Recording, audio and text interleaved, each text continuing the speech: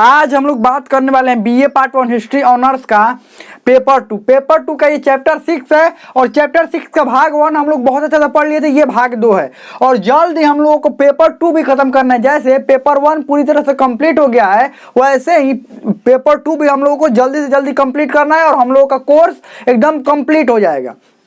इसमें और 3 से 4 को चैप्टर पढ़ना है, उसके बाद हम लोग का कोर्स पूरा अच्छा तरह से कंप्लीट हो जाएगा।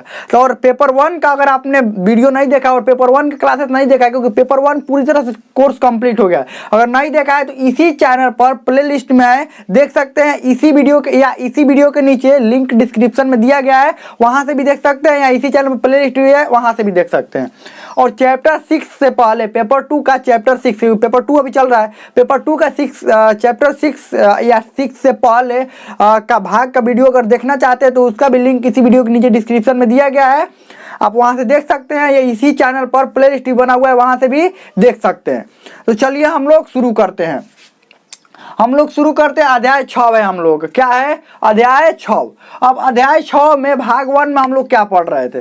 भाग 1 में हम लोगों ने पढ़ा था कि 11वीं सदी में यही पढ़े थे कि 11वीं सदी में हेनरी प्रथम राजा बना था, इसको सलाह की जरूरत थी, तो इसने क्या किया, एक मंत्री परिषद का गठन किया, मंत्री परिषद, और मंत्री परिषद का नाम क्यूरिया रेजिस रखा था। क्यूरिया रेजिस, इससे पहले वाला भाग में पढ़ा है, थोड़ा सा समझ लेते हैं क्यूरिया रेजिस, क्योंकि आज ये चैप्टर खत्म हो जाएगा, थोड़ा सा पहले वाला भी समझ लेते हैं क्या क्या था। क्यूरिया रेजिस क्यूरिया रेजिस नाम रखा, लेकिन बाद में हेनरी तृतीय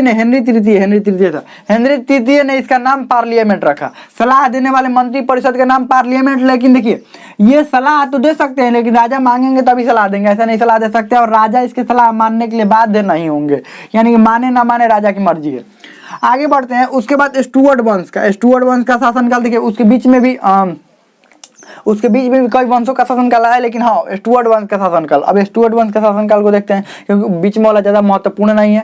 वो ट्यूडर वंश का शासनकाल आया था, तो उसको बाद में पढ़ेंगे, लेकिन पहले इसको समझ लेते हैं। जेम्स प्रथम आया, ये ठीक ठाक निरंकुश शासक था। जेम्स प्रथम।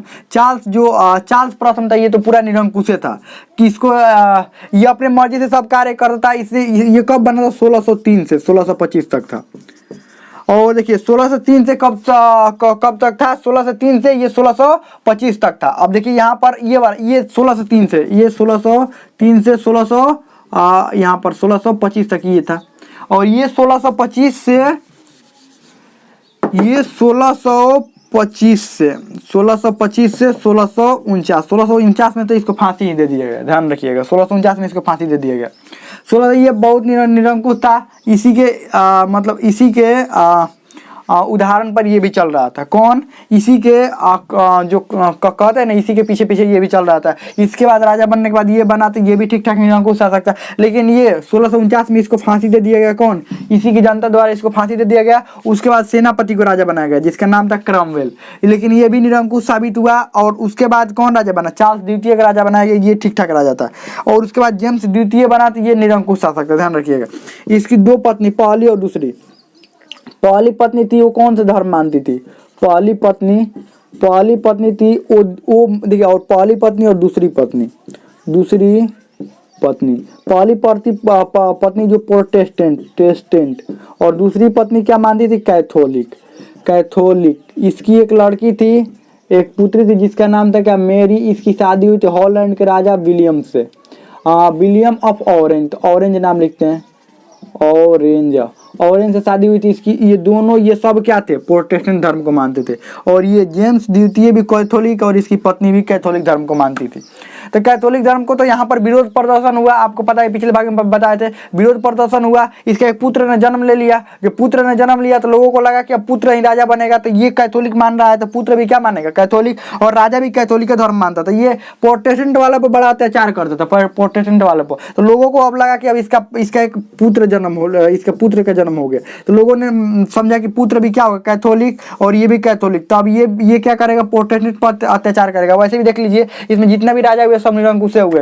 तो लोगों ने विरोध प्रदर्शन किया, लेकिन विरोध प्रदर्शन से कोई फर्क नहीं पड़ा। तब वहां के सांसद द्वारा एक पत्र लिखा गया, किसको? मेरी और विलियम ऑफ ऑरेंज को, आइए यहाँ पर आप सत्ता संभालिए, ये इनके बस की बात अब है नहीं। तो ऑरेंज और मेरी और ऑरेंज अपने वहां से निकले, हॉलैंड से निकले। नवंबर नवंबर 1688 को कहाँ पर पहुंच गई है? इंग्लैंड के बंदरगाह पर जहाँ पर पहुंचे तो वहां पर क्या हुआ, लोगों ने इनका भव्य स्वागत किया और सभी लोग कहाँ पर पहुंच गए, बंदरगाह पर। ये जब देखा ये जेम्स द्वितीय के सभी लोग बंदरगाह पर, इसके सैनिक, सांसद, मंत्री, ये सब पहुंच गए वहां पर और कोई इसके साथ नहीं था। तो ये इंग्लैंड छोड़कर क्या हुआ, भाग गया और राजगद्दी खाली हो गई और मैरी का बैठी उस राजगद्दी पर। मैरी को बैठाया गया, इसी की लड़की थी ना मैरी, और ऑरेंज को बैठाया गया उस राजगद्दी पर। और जब ये क्रांति सफल हुआ, क्योंकि इतने दिन से राजा शासन कर रहे थे, इतने दिन से कौन शासन कर रहा था, राजा। उसके बाद अचानक ये कौन आई, इसकी लड़की महारानी आई, इसको महारानी कहा गया। महारानी आई और इतने बड़े व्यवस्थाओं का जब अंत हुआ, पुरातन व्यवस्था का अंत हुआ, तो उसी को क्या कहते हैं, क्रांति। और इस क्रांति में खून का यानी कि रक्त का एक बूंद भी नहीं बहा था, इसीलिए इस क्रांति को क्या कहते हैं, गौरवपूर्ण क्रांति। गौरवपूर्ण क्रांति या रक्तहीन क्रांति। रक्तहीन क्रांति कब हुआ था, ये 1688 में हुआ था। कब हुआ था ये, 1688 में। इसी कारण कि राजा पहले ही गद्दी छोड़कर भाग के, लड़ाई वड़ाई हुआ ही नहीं। और मैरी और ये ऑरेंज को क्या बनाया गया, शासक। अब ये मैरी और ऑरेंज का शासक बनाया गया था, लेकिन ऑरेंज ने कहा कि देखिए हम शासक शासक बनेंगे नहीं, हमको उतना ज्यादा इंटरेस्ट नहीं है शासक बनने का, हम वैसे भी हॉलैंड के शासक हैं, मैरी को ही बना दीजिए। तो एक संशोधन किया गया और कहा गया कि हाँ अब से महारानी ही शासक रहेगी। तो आप देख लीजिएगा अधिकतर इंग्लैंड में महारानी ही शासक के पद पर कौन रहती है, महारानी है। बीच में एक दो राजा है, लेकिन राजा वो कुछ दिन तक मतलब रहे, उसके बाद उनका हटा दिया गया, क्योंकि इंग्लैंड में जो भी राजा बनता है समझ लीजिए वो निरंकुश रहता है। तो ये अधिकतर निरंकुश। तो ये मैरी को मतलब महारानी बना दिया, उसी समय से महारानी वाला प्रथा चालू हो गया। अब इसका कारण समझते हैं कि आखिर इतने बड़ा विद्रोह का कारण क्या था, यानी क्रांति ये कैसे हुआ। विद्रोह से ही क्रांति हुआ ना, पहले विरोध उत्पन्न हुआ, विरोध से विद्रोह हुआ, विद्रोह से क्रांति हुआ। तो ये इतना बड़ा क्रांति के क्या इसके पुत्र ने जन्म ले लिया, यही क्रांति था? नहीं, ये बहुत दिनों से लोगों के मन में देखिए क्या क्या था। पहला बात सबसे बड़ा कारण था फ्रांस से मित्रता। फ्रांस से मित्रता कौन किया था, जेम्स द्वितीय। जेम्स द्वितीय ने फ्रांस के शासक लुई 14वां, उस समय फ्रांस का शासक कौन था, लुई 14वां था, कि लुई 14वां से इसने मित्रता कर ली। किसने मित्रता, जेम्स द्वितीय ने। जो लुई 14वां करता था ना वो ये कॉपी करता था। देखिए लुई 14वां भी कैथोलिक धर्म को मानता था, ये भी कैथोलिक धर्म को मानता था। दोनों को लगा रहे ये दोस्ते बन जाएंगे, और दोस्त इसलिए बनाया कि ये हमारा काम करेगा। जब भी हम मुश्किल में पड़ेंगे ना, हम अपने देश में जब भी विरोध प्रदर्शन होगा, दूसरा कोई कुछ भी करेगा, तो लुई 14वां हमारा क्या करेगा, मदद करेगा। लुई 14वां जो भी अत्याचार अपने देशों में किया करता था, ये भी same to same copy paste मार रहा था यहीं पर, कहाँ पर, इंग्लैंड में। और लोगों को बिल्कुल ये पसंद नहीं था कि ये फ्रांस से क्या करे, ये मित्रता करे। अब ऐसे भी ये फ्रांस यानी कि ये हॉलैंड और फ्रांस यानी विलियम ऑफ ऑरेंज कहाँ का शासक था, हॉलैंड का। और हॉलैंड और फ्रांस का वैसे भी लड़ाई चलता रहता था। तो विलियम ऑफ ऑरेंज और भी गुस्सा था इस पर, किस पर, जेम्स द्वितीय पर। बताइए हमसे ये लुई 14वां का लड़ाई चल रहा है और ये मित्रता कर रहे हैं, उससे क्या कर रहे हैं, मित्रता कर रहे हैं। तो विलियम ऑफ ऑरेंज वैसे भी इस पर गुस्सा था और उस पर तो था ही, लुई 14वां पर। और लोग भी वहां पर भड़के हुए थे क्या कि फ्रांस से क्यों मित्रता कर रहे हो, क्योंकि फ्रांस के जो शासक था वो कैथोलिक धर्म को मानता था। और इंग्लैंड में अधिकतर किस चीज की अधिकता थी, कौन से लोगों का अधिकता थी, प्रोटेस्टेंट धर्म वालों की। तो बहुत गुस्सा थे, वैसे भी लोग क्या थे, गुस्सा में थे। तो पहला कारण क्या था, फ्रांस से मित्रता। लोग चाहते कि फ्रांस से मित्रता ना करे, और ये था कि फ्रांस से ही मित्रता कर रहा था। आगे निरंकुश धार्मिक नीति, इसकी सब धार्मिक नीति निरंकुश होती थी, ध्यान रखिएगा। अधिकतर धार्मिक नीति ये क्या करता था, धार्मिक नीति में क्या करता था, कहता था कि जितने भी, ये कौन सा धर्म मानता था, कैथोलिक। कहता था कि जितने प्रोटेस्टेंट धर्म वाले हैं ना, उनके कर में छूट नहीं दिया जाएगा, कुछ में भी सरकारी नौकरी नहीं दिया जाएगा, सैनिकों में उनको नहीं रखा जाएगा, विश्वविद्यालय में अधिकतर अच्छे जो पद है उस पर ये प्रोटेस्टेंट धर्म वालों को नहीं रखा जाएगा, सिर्फ कौन रहेंगे, कैथोलिक। ऐसा ही धार्मिक नीति बनाता है। एक बात समझिएगा ध्यान से, कोई भी लोगों को कितना भी अत्याचार हो, अगर उसके धर्म पर जब आ जाता है ना बात, धर्म समझ लीजिए विरोध होना ही होना है। कोई भी अगर धर्म को छेड़छाड़ कर दिया, किसी के धर्म को छेड़छाड़, तो समझ लीजिए विरोध प्रदर्शन उसका नाश कर देते हैं लोग, उस शासन व्यवस्था को खत्म कर देते हैं। किसी से धर्म से छेड़छाड़ बिल्कुल ना होना चाहिए, ध्यान रखिएगा। तो यहाँ पर निरंकुश धार्मिक नीति बनाता था, कुछ भी सपोर्ट बस कैथोलिकों को करना है, प्रोटेस्टेंट का क्या करना है, विरोध करना है। और जबकि प्रोटेस्टेंट धर्म की अधिकता थी इसमें। और इसी के घर में पत्नी, बेटी, इसका जो दामाद था, सब क्या था, प्रोटेस्टेंट धर्म को मानता था। अगला सांसद का स्थगन। सांसद का स्थगन समझते हैं, सांसद वाला का तो कौन भरोसे है, ये वैल्यू नहीं देता था। ये सांसद में जो भी मंत्री थे किसी का भी वैल्यू नहीं, सब सांसद को भंग कर दिया, कहा दिया सांसद कोई नहीं हमारा रहेगा, जो भी करेंगे हम करेंगे, सांसद का स्थगन कर दिया, सांसद एकदम पूरी तरह से खत्म हो गया। जो भी मंत्री थे बताइए विरोध में आएंगे नहीं आएंगे, सब मंत्री विरोध में आ गए और सब लोगों को भी वो भड़काने लगे, देखो ये हमारा जो स्थगन कर दिया, हमारा तो कोई बातें नहीं सुन रहा था, आपका क्या बात सुनेगा, जनता का कोई बात सुनेगा। और जनता को क्या की, जनता में विद्रोह की भावना भड़क गई। आगे बढ़ते हैं, सांसद यानी कि मंत्री भी यहाँ से मंत्री विरोध में थे, यहाँ से लोग में यहाँ पर विरोध में हुए, यहाँ पर विरोध में हुए, क्योंकि लुई 14 ये धार्मिक नीति ये सब विरोध में थे। लुई 14 से लोग सोच रहे थे मित्रता ना करे, ये लुई 14 से मित्रता कर रहा था। आगे खूनी न्यायालय की स्थापना या धार्मिक न्यायालय की स्थापना, इसको धार्मिक न्यायालय भी बोलते हैं। इसने एक धार्मिक न्यायालय की स्थापना, खूनी न्यायालय भी उसको बोलते हैं। क्या किया इसने, जो भी कैथोलिक धर्म के विरोध में कुछ भी कहता था ना, एक कैथोलिक धर्म के बारे में कुछ भी कह दे, समझ लीजिए उस न्यायालय में इसको फैसला किया जाता था, ऑन द स्पॉट फैसला उसी समय। जो भी कारावास देना है, जो भी जेल करना है, जो भी निर्णय सुनाना है उसको, खूनी मतलब समझते हैं ना, कहानी एकदम खत्म कर देता था उनका। जो भी अगर उल्टा पुल्टा कुछ भी कैथोलिक धर्म का बोले उसके लिए अलग एक न्यायालय, उस पर एकदम उसमें एकदम होता था कि वैसे फैसला सुनाने वाले होते थे कि एकदम कहानी खत्म वहाँ पर, उसमें गए मतलब कहानी खत्म, समझ लीजिए वैसा न्यायालय था वो। अगला अस्थाई सेना में इसने वृद्धि किया था। अस्थाई सेना मतलब क्या होता है, देखिए अस्थाई सेना मतलब ये होता है, और देखिए अस्थाई के अलावा एक अस्थाई सेना भी होती है। अस्थाई सेना तब बनाई जाती है जब मान लीजिए कोई भयानक युद्ध हुआ और भी सेनाओं की जरूरत है, तो कुछ समय के लिए उनको अस्थाई सेना बना दिया गया और उसके बाद उन सेनाओं को जब जरूरत नहीं हटा दिया गया। जैसे ठेका पर होता है ना, ठेका पर बहुत सारा चीज होता है, ठेका पर टीचर्स को भी ठेका पर रखा जाता है। ठेका मतलब समझते हैं ना, कुछ दिनों के लिए गेस्ट टीचर समझते हैं, गेस्ट वही होते हैं टीचर को भी, या तो वहाँ उस समय सेना में भी रखा जाता था। अस्थाई सेना, एक अस्थाई सेना होता है, एक परमानेंट टीचर होते हैं, एक परमानेंट तो उनको कभी नहीं हटा सकते हैं, वो हमेशा रहते हैं। वैसे भी एक अस्थाई सेना थी, एक अस्थाई, तो अस्थाई के बाद हटाते हैं, अस्थाई सेना में वृद्धि कर रहा था।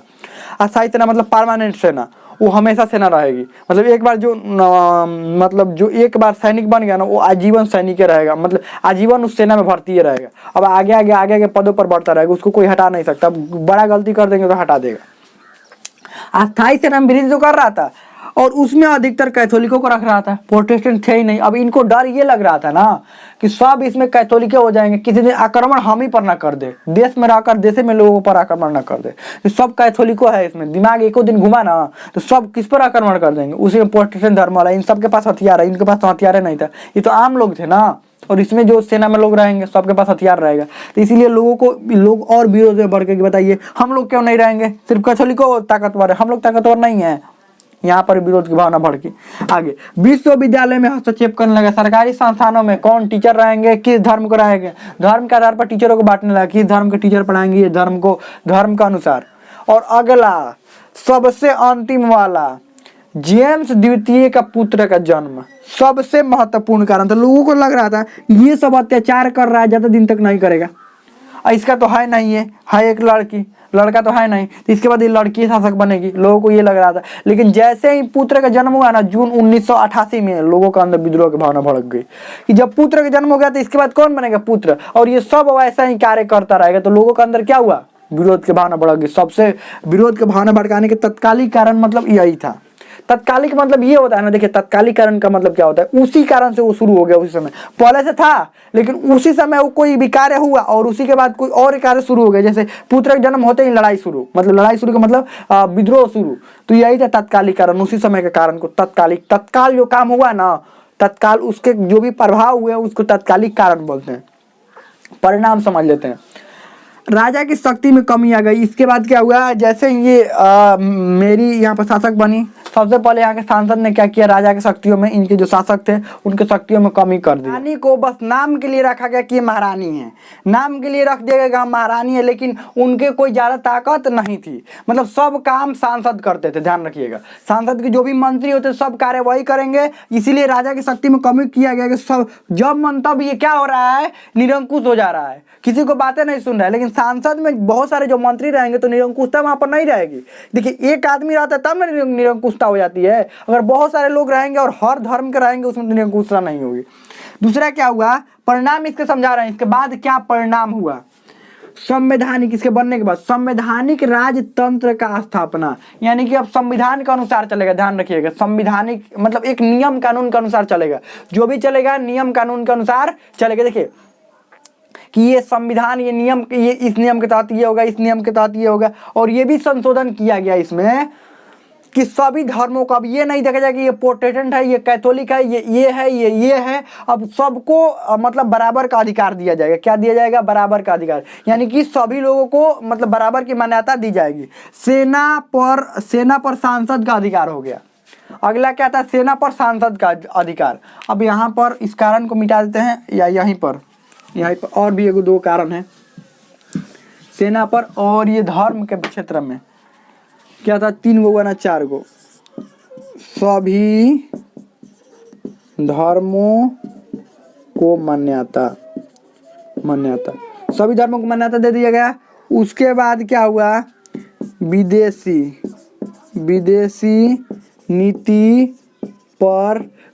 नीति पर सांसद का अधिकार हो गया। संसद था, संसद का अधिकार हो गया, संसद का अधिकार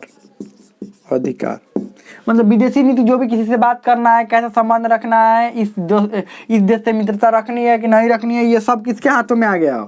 संसद के हाथ में। अगला क्या था? यहाँ पर अगला देखिए, अब यूरोप के राजनीति में परिवर्तन आया। यूरोप की राजनीति में परिवर्तन, ये देखकर अब सारे देशों में विरोध की भावना, राजा के प्रति विरोध की भावना उत्पन्न होने लगी। इंग्लैंड में इतने लोग अब स्वतंत्र हो गए, अब अपनी मर्जी से कार्य कर रहे हैं, तो हम लोग क्यों नहीं करेंगे? उसके बाद अलग अलग देशों में, फ्रांस में, अलग अलग देशों में क्या होने लगी? राजा के प्रति विद्रोह होने लगा। और उसके बाद अलग अलग देशों में भी लोकतंत्र की भी स्थापना हुई। और इसी कारण यूरोप के राजनीति में परिवर्तन हुआ कि यहाँ के देख कर बाकी लोग भी चाहते थे कि हमारे देश में भी ऐसे ही स्थापना हो, ऐसे ही संसद की स्थापना हो, मंत्री रहे, सभी लोग यही चाहते थे। तो हमें लगता है कारण और परिणाम समझ में आ गया होगा। और गौरवपूर्ण या रक्तहीन क्रांति इसको क्यों कहते हैं? क्योंकि रक्त का एक बूंद भी नहीं गया था, राजा ऐसे ही गद्दी छोड़कर भाग गया था। ये पूरा चैप्टर हो गया समाप्त। ये कारण है, ये परिणाम है। तो हमें लगता है कि ये फ्रांस से मित्रता ही सबसे बड़ा इनका शुरुआती कारण था। तो हमें लगता है समझ में आ गया होगा। इसमें कोई भी डाउट हो, कोई भी क्वेश्चन हो, आप कमेंट में पूछ सकते हैं। और ये पूरी तरह से चैप्टर हो गया कंप्लीट। अब इसके बाद इसका ऑब्जेक्टिव क्वेश्चन देखेंगे, उसके बाद सब्जेक्टिव क्वेश्चन देखेंगे। तो हमें लगता है समझ में आ गया होगा। इसमें कोई भी डाउट हो, कोई भी क्वेश्चन हो, आप कमेंट में पूछ सकते हो। तो समझ में आ गया होगा।